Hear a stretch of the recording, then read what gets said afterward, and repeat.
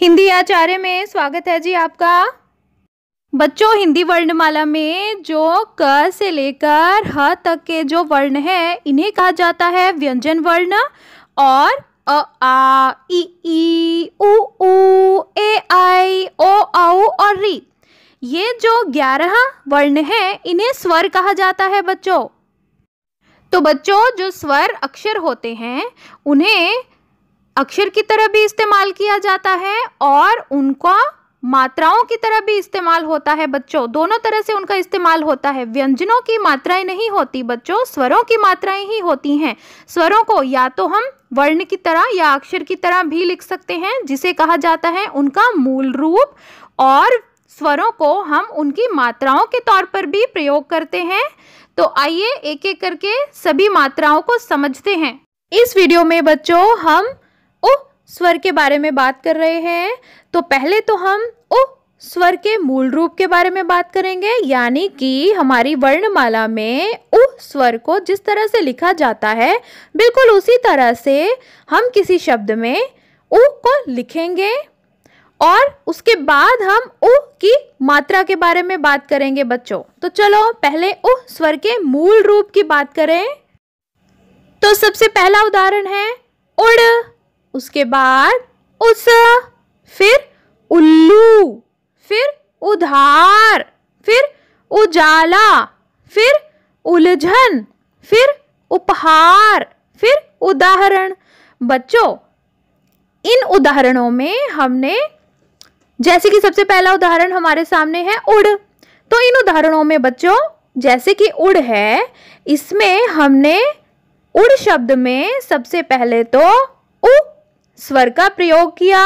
स्वर को मात्रा की तरह प्रयोग नहीं किया, स्वर को स्वर अक्षर की तरह ही प्रयोग किया। उसके बाद ड़ जो व्यंजन है उसे प्रयोग किया। समझ गए बच्चों? यानी कि हमने उ स्वर को उसके मूल रूप में जाना है। अब हम उ स्वर की मात्रा के बारे में जानेंगे बच्चों।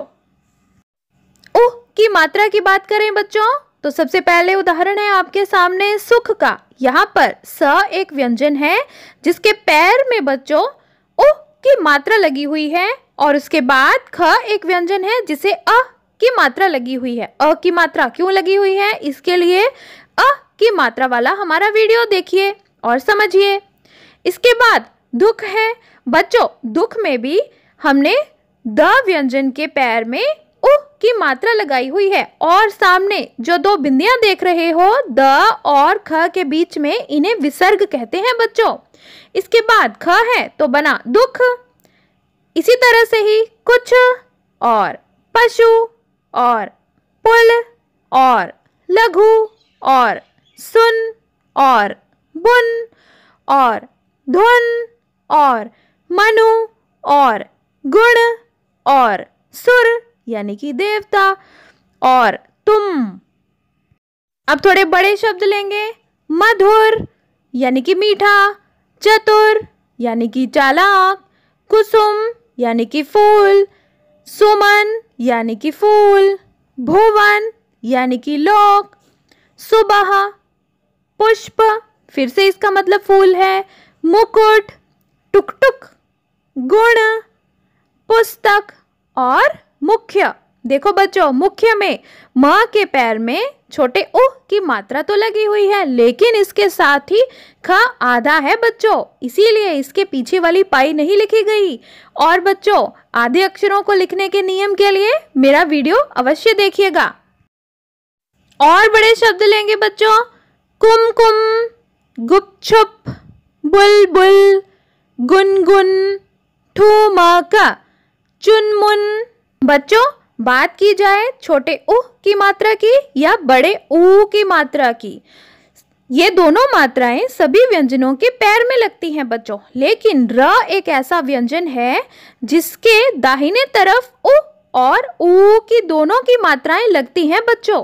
तो अब हम उदाहरण देखेंगे कि जब र को उ की मात्रा यानी कि छोटे उ की मात्रा लगती है तब उसका डिजाइन ध्यान से देखिए। जैसे कि रुपया है, इसमें किस तरह से बना हुआ है, गुरु। किस तरह से बना हुआ है? गुरु एक बहुत ही अच्छा उदाहरण है। यहाँ पर ग जो व्यंजन है उसे उ की मात्रा लगी है तो वह लगी उसके पैर में, लेकिन जब र व्यंजन आया तब उसके पैर में उ की मात्रा नहीं लगी बच्चों, उसके दाहिने तरफ उ की मात्रा लगी। और यह उ की मात्रा छोटी है तो इसका डिजाइन कैसा है इसे अच्छे से देखिए।